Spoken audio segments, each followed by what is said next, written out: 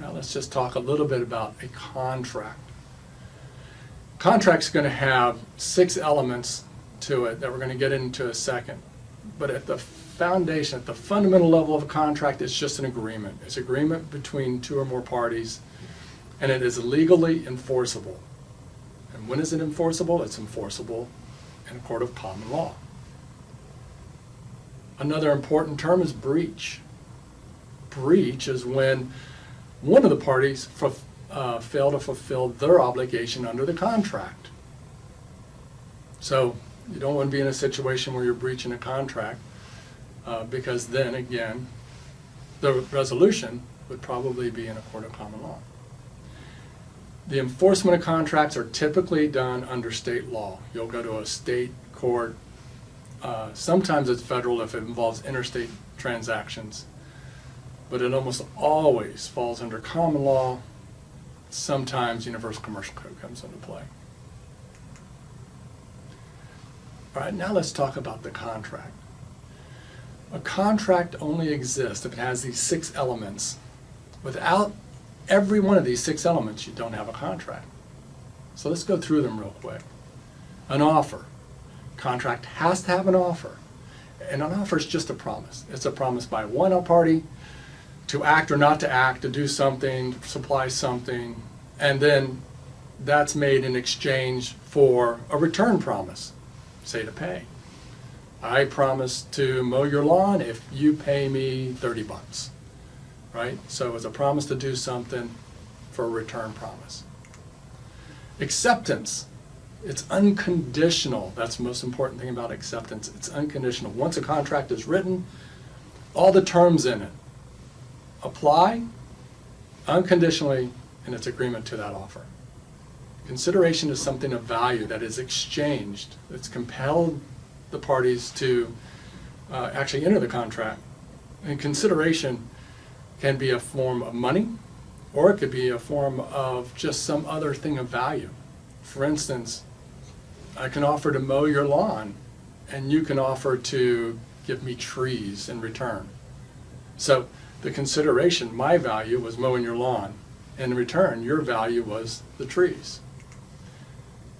Mutuality of obligation means that both parties are mutually obligated to fulfill that contract. In other words, they have to be bounded to fulfill the contract. Let me give you an example where mutuality of obligation does not exist. If I offer to mow your lawn and you offer to pay me, we have an agreement what we're going to do, but when are we going to do it? If I offer to mow your lawn next week and you offer to pay me sometime within the next 100 years, we don't have mutuality of obligation, because theoretically you're not really obligated to pay me, therefore we don't have a contract. But if I offer to mow your lawn next week and you offer to pay me within 5 days after mowing the lawn, we are both obligated to perform our duties under that contract. We have a mutuality of obligation. Competency and capacity are really 2 different things, but lumped under one in this scenario. Competency is just saying that we have the mental ability to understand the contract that we're getting into, that we have the mental maturity. Also, it means that we're not under the influence of, say, drugs or alcohol when we enter the contract. So we have to actually understand what we're getting into at the time we actually sign the contract. So that's a mental aspect. Capacity means we have the authority to sign the contract. For example, I do not have the authority to sign a contract on behalf of Clemson University. But there is a certain level of people at Clemson University who have that authority. They have that capacity. Most people don't have the capacity to sign a contract on behalf of a contractor. There's just a few of the people who have that capacity. So capacity just means you have the authority to sign the contract. And finally, the most obvious one is a lawful object. Lawful object means you cannot have a contract for something that is illegal. Now that just makes sense, right? You think about how would you even enforce an illegal contract?